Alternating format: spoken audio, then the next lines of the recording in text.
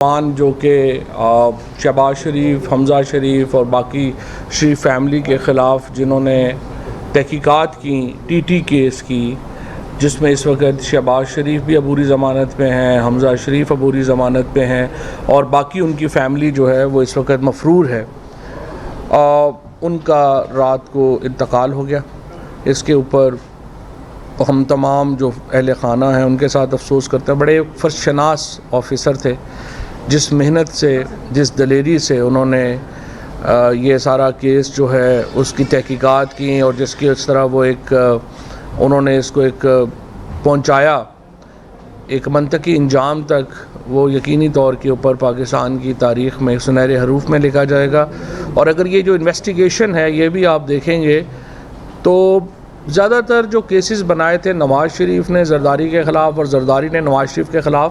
وہ یہ تھے کہ لوگوں کو پکڑ لیتے تھے، کسی کو سٹیٹمنٹ لکھوا لیتے تھے جعلی اور کہہ دیتے تھے جی اس نے یہ بیان دے دیا، جیسے اب آج کل یہ کیسز جو ہیں وہ بنائے جا رہے ہیں۔ لیکن جو ڈاکٹر رضوان نے اپنی انویسٹیگیشن میں جو اس کا خاصہ یہ تھا کہ کوئی بھی اس میں کوئی اورل ایویڈنس نہیں ہے، وہ ساری جو ہے وہ ڈاکومنٹری ایویڈنس ہے۔ اگر آپ دیکھیں گے تو وہ کڑی سے کڑی ملتی ہے کہ کیسے ایک بینک اکاؤنٹ سے پیسہ دوسرے میں گیا، دوسرے سے جو ہے وہ لندن میں پہنچا، لندن سے پھر واپس آیا، اور ایسے لوگوں کے نام سے لندن سے واپس آیا جو زندگی میں جن کا پاسپورٹ ہی نہیں تھا، وہ کبھی باہر ہی نہیں گئے تھے۔ بہرحال ان کا انتقال ہوا ہے اور اس کے اوپر ہم تمام ان کی فیملی کے ساتھ جو ہے پورا پاکستان ان کے ساتھ جو ہے وہ افسوس کا اظہار کرتا ہے۔ اب یہ جو آج پریس کانفرنس کا جو مقصد تھا وہ یہ تھا کہ ہم دیکھ رہے ہیں کہ کل شہباز شریف صاحب کے جو ہمارے کرائم منسٹر ہیں ان کے دو بیانات سامنے آئے۔ ایک بیان ان کا یہ سامنے آیا ہے کہ وہ عمران خان کے خلاف جو تقریریں کر رہے ہیں وہ اس پہ وہ کیس کریں گے، اور دوسرا ان کا بیان یہ آیا ہے کہ مریم نواز شریف کے جو باتیں ہیں اس کو سنجیدہ نہیں لینا چاہیے۔ یہ بیان ان کا اس کے بعد آیا جب مریم نواز شریف کی تقریر کے بعد جو انہوں نے پاکستان فوج کے جو ایک کور کمانڈرز کے خلاف جو ہرزہ رسائی کی،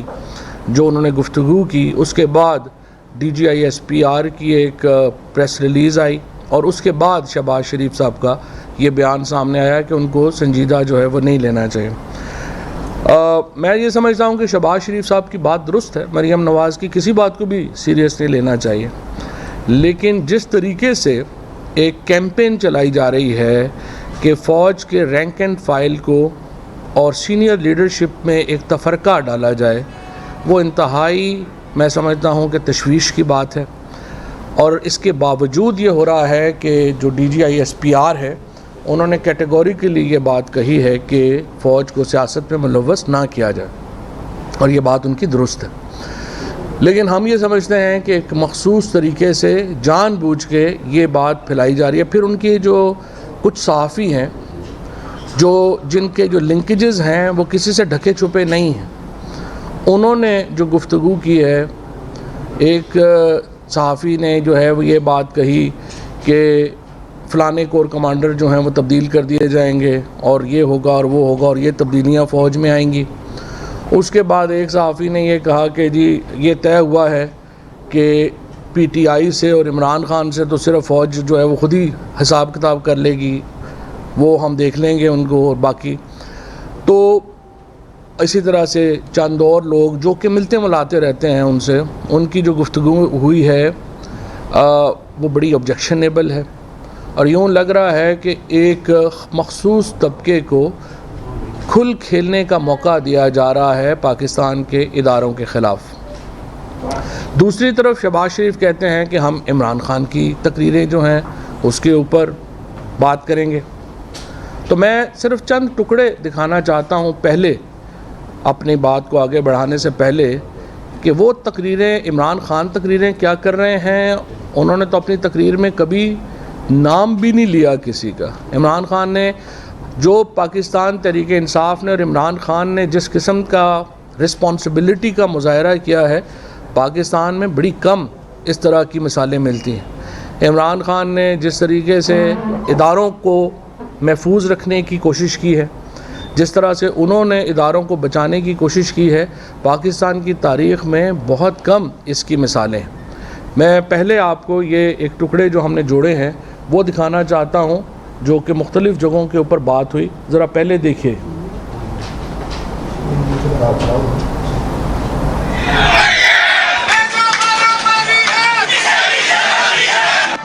قمر جاوید باجوہ صاحب، آپ نے ہماری اچھی بھلی چلتی حکومت کو رخصت کروایا، ججوں سے زور زبردستی فیصلے آپ نے لکھوائے۔ ابھینندن کی کیا بات کرتے ہیں؟ چیف آف آرمی صاحب تشریف لائے، پیر کانپ رہے تھے، پسینے مارچے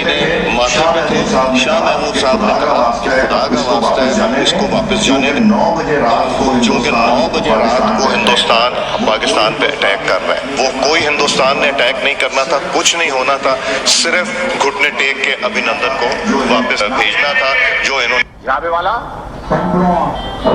سینکڑوں اور ہزاروں ارب tens of thousands of billions of rupees and dollars جو ہے ہم نے پچھلے 58 سال کے دفاعی بجٹ پہ خرچ کیے، لیکن آج بھی یہ پوری امپیونٹی کے ساتھ اپنا سینہ چوڑا کر کے ڈیفنس بجٹ کو کلیم کر رہے ہیں اور مانگ رہے ہیں قوم سے۔ قوم کی ہڈیوں سے گوشت تک جو ہے انہوں نے نچوڑ لیا ہے اور اتار دیا ہے، اگاڑ دیا اس پاکستان کو، برباد کر چکا ہوں اس پاکستان کو، تباہ کر دیا اس پاکستان کو، لو لہان کر دیا پاکستان کو۔ نواز شریف اب پاکستان تم ٹھیک کرو، خراب کریں یہ فوج کے جنرل اور ٹھیک کریں نواز شریف کہ اب اگر آپ ہمارے گھر میں گھس کے رہیں گے نا ہمیں، تو ہم آپ کے گھر میں تو نہیں گھس سکتے، آپ کے پاس ٹینکی اور بندوق ہے، لیکن تو ہمارے کردار کشی کرنا چھوڑ دو۔ اگر ہم نے آپ کی شروع کی تو پتہ نہیں پاکستان بننے سے آج تک کتنے جنرلوں کی شروع ہو جائے گی۔ بیٹی بھائی وہ اکیوزڈ ہیں، ان کی لسٹ لے کے جس طرح ہم نے پریس کانفرنس کی تو آپ کی انفین بڑھ جائے گی۔ اور اس کے بعد اگر آپ کی لیٹسٹ آپ کے پاس محسن داوڑ کی ہے تو وہ بھی ذرا نیشنل اسمبلی میں دکھا دیں۔ وہ انتہائی افسوسناک واقعہ ہوا ہے کہ شمالی وزیرستان کے وہ IDPs جو سر کے اندر شروع ہونے سے پہلے افغانستان کے بارڈر کو کراس کر کے افغانستان چلے گئے اور وہ ابھی تک وہاں پر پھنسے ہوئے۔ پچھلی حکومت نے ان کو واپس لانے کے لیے کوئی پالیسی نہیں بنائی اور وہ انتہائی بری حالت میں وہاں پر زندگی گزار رہے ہیں۔ اور کل رات کو پاکستانی فوج کے طیاروں نے، پاکستانی ایئر فورس کے طیاروں نے افغان بارڈر دوسر میر صفور روز سے علاقہ اور وہاں کے علاقوں میں بمباری کی اور 40 سے زیادہ افراد اس میں جاں بحق ہوئے، شہید ہوئے۔ تو میں اس کے لیے مذمت کرتا ہوں جناب اسپیکر، یہ بات چیزیں ایسی ہیں جو ہماری ہیڈ لائن جس پر ہم کسی صورت بھی کمپرومائز نہیں کر سکتے، جس پر ہم کسی صورت بھی خاموش نہیں رہ سکتے۔ اس چیز کو روکنا ہوگا۔ پہلے ہی ہمیں اتنا زخم دے چکے ہیں، اتنے زخم ہم دے چکے ہیں جس کا مناوا ابھی تک نہیں۔ وہ جو جٹ طیاروں کی بمباریاں ہیں جو کہ پورے کے پورے شہر مٹ کیے گئے ہیں، اس کا مناوا ابھی تک نہیں ہوا، اور اوپر سے یہ پھر یہ بمباریوں کا سلسلہ شروع ہوا، تو یہ انتہائی افسوسناک ہے۔ اس کی بھرپور تحقیقات بھی ہونی چاہیے اور جس نے بھی یہ آپریشن پلان کیا اس کے خلاف کارروائی کی ہونی نہیں، مجھے پتہ ہے کہ نہیں ہوگی، لیکن بہرحال ہم نے یہ احتجاج اپنا یہاں پر ریکارڈ ضرور کرنا۔ ٹھیک،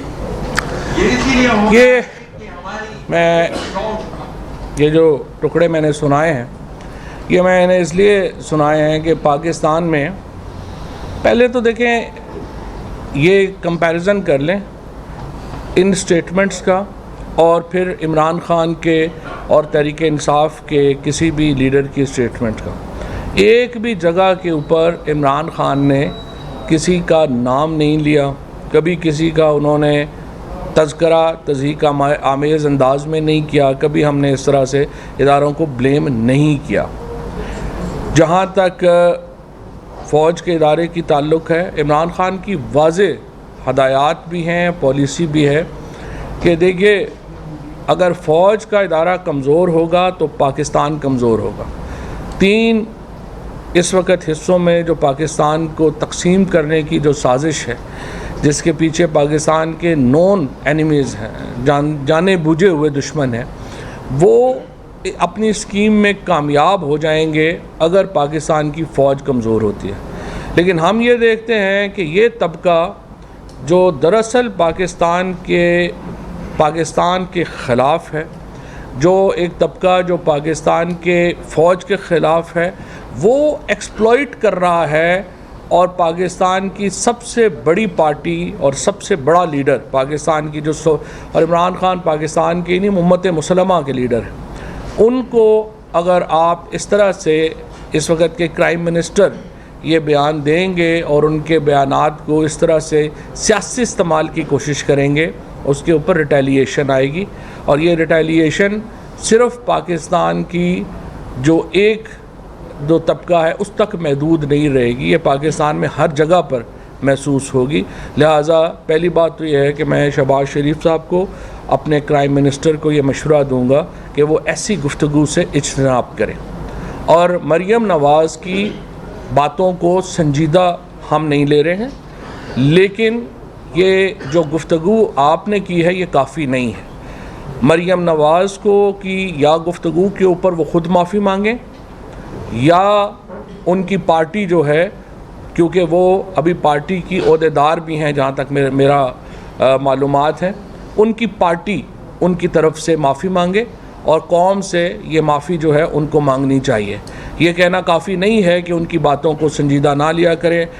وہ بالکل جو ہیں وہ غیر سنجیدہ خاتون ہیں،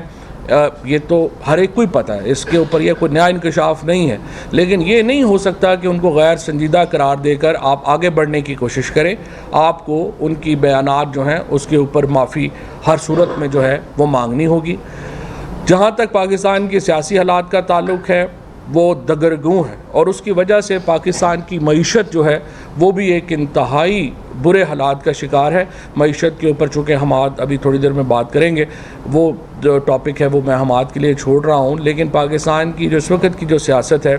پاکستان میں ایک بہت بڑی جو اجتماع ہے، ایک بہت بڑا جو پاکستان کے عوام جو ہیں وہ اس کے اوپر ایک کنسنسس کر چکے ہیں، ایک اجماع کر چکے ہیں، ایک اتفاق رائے کر چکے ہیں کہ جو عمران خان کی حکومت کو ہٹایا گیا تھا وہ ایک غیر ملکی سازش اور غیر ملکی احکامات کے اوپر ہٹایا گیا تھا، اور یہ چیز پاکستان کے عوام کو تسلیم نہیں ہے۔ لہٰذا اس وقت پاکستان کی سیاست ایک بہت ڈویزو ہے، اس کے اندر جو اس وقت کا حکمران طبقہ ہے، عوام میں اس کے لیے نفرت پائی جاتی ہے، اور ہم یہ سمجھتے ہیں کہ یہ نفرت جو ہے اس کو آگے بڑھنے سے روکنے کا صرف ایک ہی طریقہ ہے، عوام کے پاس جایا جائے اور عوام سے نیا مینڈیٹ لیا جائے۔ اب یہ الیکشنز آپ زیادہ نقصان کر کے کریں گے یا کم نقصان کر کے کریں گے، یہ سوچنے کی بات ہے۔ اس وقت ہم نے اپنی جو لانگ مارچ ہے اس کی تیاریاں حتمی مراحل میں داخل ہو گئی ہیں۔ پاکستان کے تمام طول و عرض سے لاکھوں لوگ جو ہیں وہ اسلام آباد کا رخ کریں گے۔ 20 تاریخ تک انشاءاللہ حتمی تاریخ کا بھی اناؤنس ہو جائے گی، جو کہ 20 مئی سے لے کے 29 مئی کے درمیان میں ہوگی، اور اسلام آباد کے اندر پاکستان کی تاریخ کا نہیں، جنوبی ایشیا کی تاریخ کا سب سے بڑا اجتماع انشاءاللہ یہاں پر ہوگا، اور ہر پاکستان کے ہر گاؤں سے، ہر قضیے سے، ہر علاقے سے لوگ جو ہیں وہ یہاں پر پہنچیں گے، اور بہتر یہ ہوگا کہ لانگ مارچ سے پہلے انتخابات کی تاریخ کا اعلان کیا جائے۔ یہ وہ واحد عمل ہے جس سے آپ پاکستان کی سیاست کو نارملائز کر سکتے ہیں، اور اگر آپ نارملائز نہیں کریں گے تمام تر نتائج کی ذمہ داری جو ہے وہ آپ پر ہوگی۔ اور اس کے ساتھ ساتھ میں یہ کہتا ہوں کہ یہ جو جھوٹے پرچے کرنے کی روایت ہے اس کو زندہ نہ کریں۔ آپ کی حکومت وہ پہلی حکومت ہے پرائم منسٹر صاحب جس نے توہین مذہب کے قوانین اپنے سیاسی مخالفوں کے خلاف استعمال کیے۔ آج سے پہلے کبھی کسی حکومت نے یہ جرت ہی نہیں کی کہ توہین مذہب کے قوانین اپنے سیاسی مخالفوں کے خلاف استعمال کیے جائیں۔ اس کے علاوہ اس وقت جو یہاں پر سینسرشپ ہے، ARY کو جس طریقے سے بند کیا گیا کل کے جلسے میں، اس کے بعد مختلف ٹیلی ویژن چینلز کے اوپر جو اس وقت سینسرشپ لگائی گئی، جس طریقے سے اینکرز کو نوکریوں سے برخاست کرنے کی دھمکیاں دی گئیں، اونرز کو ان کے بزنسز تباہ کرنے کی بات کی گئی، یہ پاکستان کی تاریخ کا بدترین دور ہے، اور یہ چند ہفتوں میں یہ سب کچھ ہوا، اور انشاءاللہ یہ چند ہفتے بڑی جلدی ختم ہونے والے ہیں۔ پاکستان کی معیشت کی جو تباہی ہے اس کے اوپر میں اب حماد اظہر صاحب کو کہوں گا کہ ذرا بات کریں۔ شکریہ جی۔ جس طرح پاکستان کی خود مختاری پہ حملہ کیا گیا